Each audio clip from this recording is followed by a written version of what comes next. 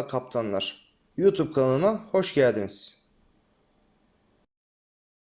Bugün sizler için Sovyet zırhlarından 6. seviye İsmail zırhlısının kısa incelemesini yapıp gameplay videosunu paylaşacağım.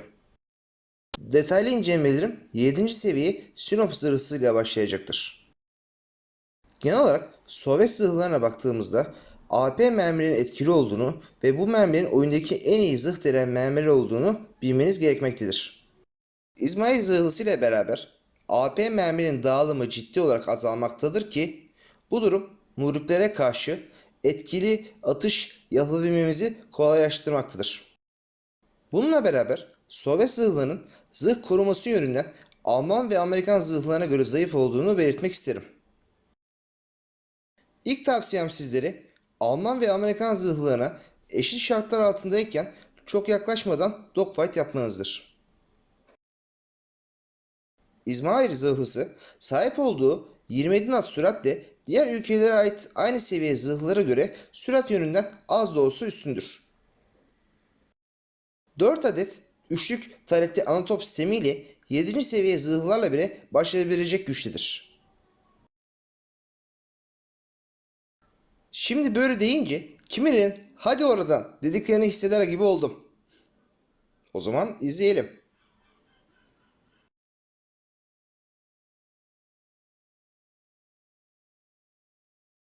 Önce Japonların 7. seviye Nagato zırhlısı ile birebir kalıyorum. Dönüş sırasına denk gelmem sebebiyle 40 sektörde kalan toplarım körde kalıyor. Eğer böyle bir durumda stop eder ve savunma yapmayı düşünürseniz 20k hasar verip 1 dakikada batarsınız. Konumlanma ve ilk atış üstünlüğü Nagato'da. Stres yapmadan mesafe kapatacak şekilde ilerliyorum. Savaşlarda böyle durumda kalmanız durumunda tavsiyem batmaktan korkmadan verebileceğiniz maksimum hasarı vermeye çalışmanızdır. Savunma yapayım, açımı azaltayım demeniz durumunda bu kadar yakın mesafeden hiçbir etkisi olmayacağı gibi sürekli düğme ile oynadığınız için toplarınızın atışı hazır hale gelmesi 200 saniye daha fazla uzayacaktır. Böylece atış sayınız düşecektir. Nagato'yu batırdıktan sonra yine 7. seviye Sovyet Sjuros Krözü ile birebir kalıyorum.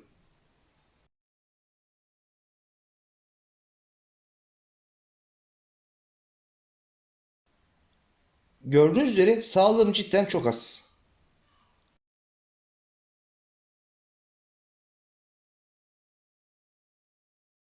Fakat rakip kruzör torpido atma manevrası yaptığı için toplarını etkili kullanamıyor ve bana bir tur fazla atış yapma fırsatı tanıyor.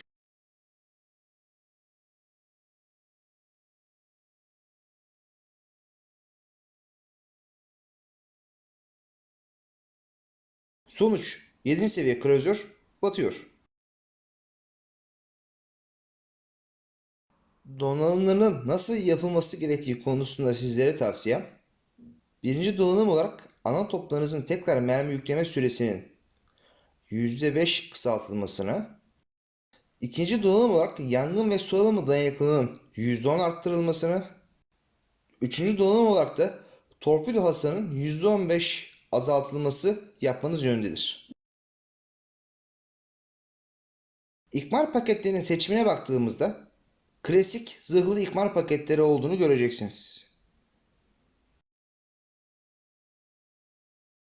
Sizlere ikinci tavsiyem.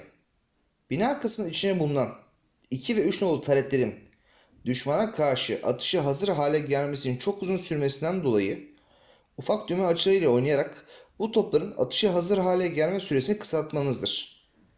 Ayrıca topları döndürmek yerine gemiyi döndürmeniz daha kısa sürecektir. Elit bonus seçimine baktığımızda ben sizlere anatop mermilerinin tekrar yükleme süresinin %3 kısaltılması ve anatop taretlerinin %7 daha hızlı dönmesini tavsiye ediyorum.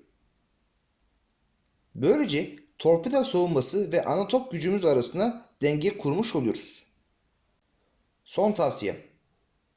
6. seviyeden itibaren Sovyet zırhlarını aynı Japon zırhları gibi düşünerek orta mesafe destek zırhları gibi konumlandırarak oynamanızdır.